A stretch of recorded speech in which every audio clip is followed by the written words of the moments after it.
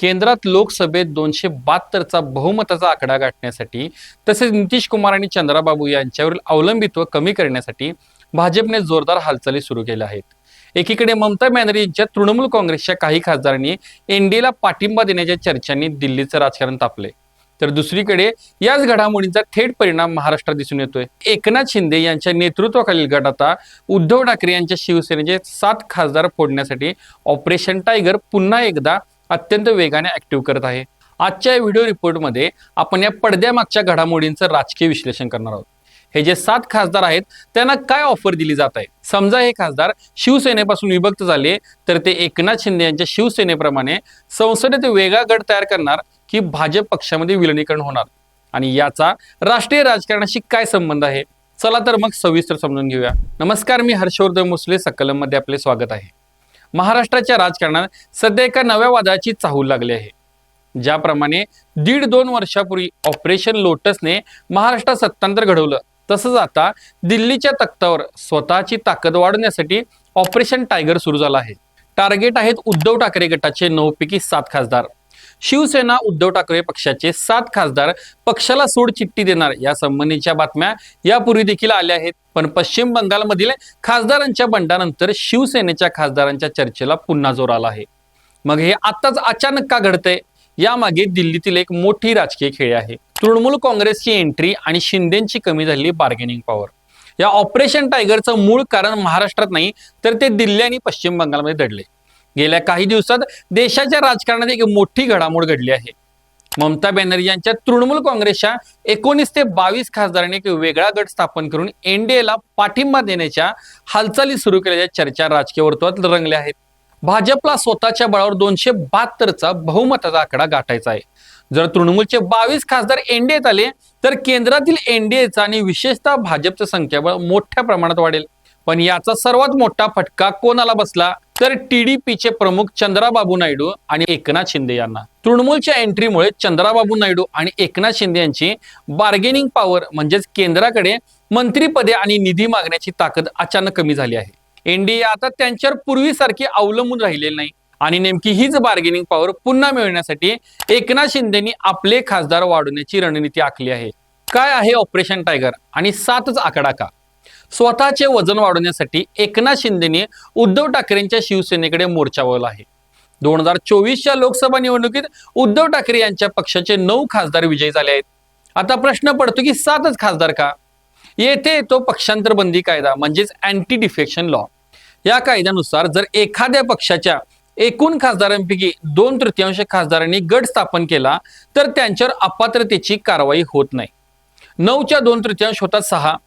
पण सुरक्षेसाठी आणि कोणतीही कायदेशीर अडचण येऊ नये म्हणून किमान 7 खासदार गळाला लागण्याचे प्रयत्न शिंदेच्या टीमकडून सुरू आहेत.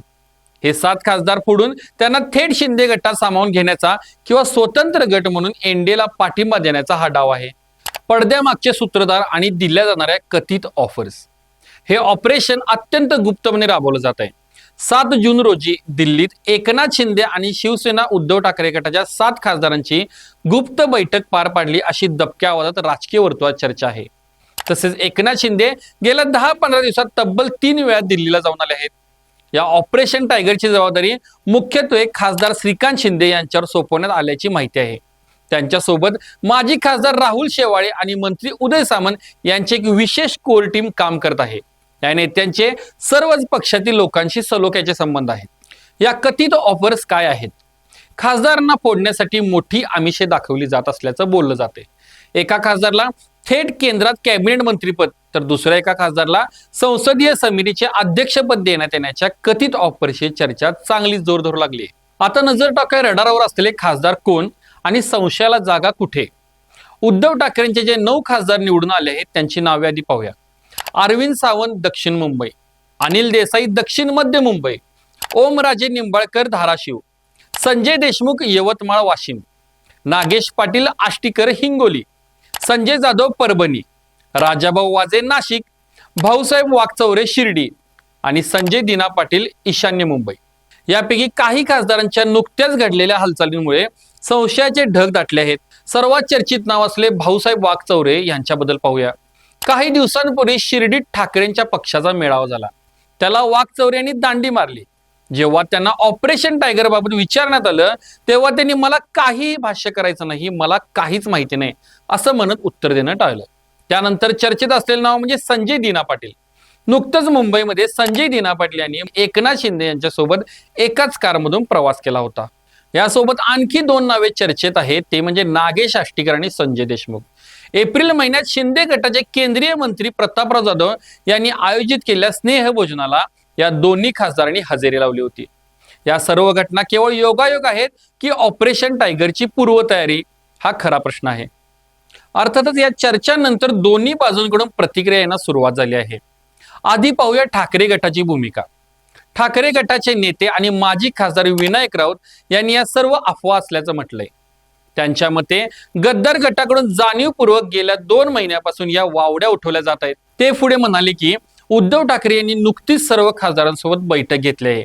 खासदारांनी स्वतः कबूल केले की त्यांना आमिषे दाखवली जात आहेत, पण कोणीही मातोश्रीशी बेईमानी करणार नाही आणि या आमिषांना बळी पडणार नाही असा विश्वास राऊतांनी व्यक्त केलाय.